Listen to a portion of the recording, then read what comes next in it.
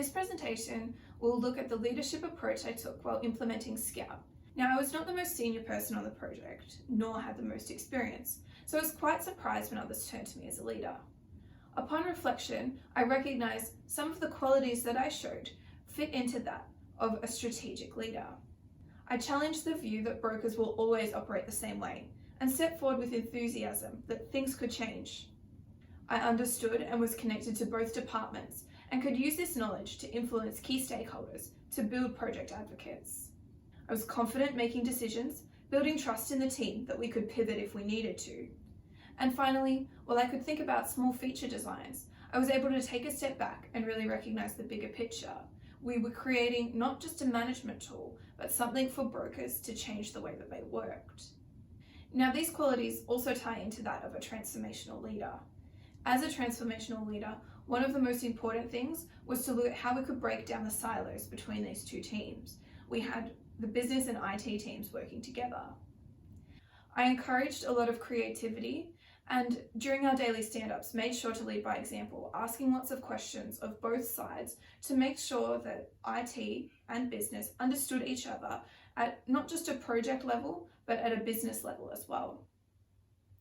Now, this approach fostered quite a creative and innovative space and built lasting relationships between these team members. On the project team was an IT student on placement with us. When asked to take her under my wing, I panicked. What did I have to teach her? But we sat down and I found out that she had a final presentation to do, and it was one of her placement goals to learn the skills to develop this. So I decided that she would take the lead on presenting to some of the executives throughout the project. We took time to practice and to debrief and to make sure that this presentation was something that she felt confident doing.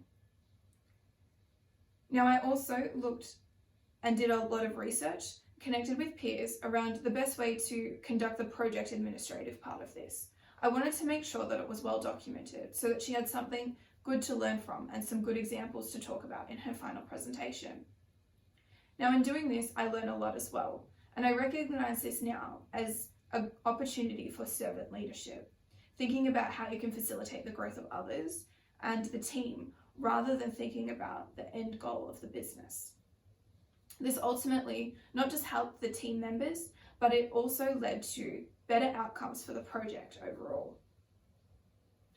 So in summary, I recognize that while this approach was appropriate for Scout, it won't be relevant to every situation. There are qualities though that I hope to always lead with, as these are authentic to me: transparency, creativity, and teamwork.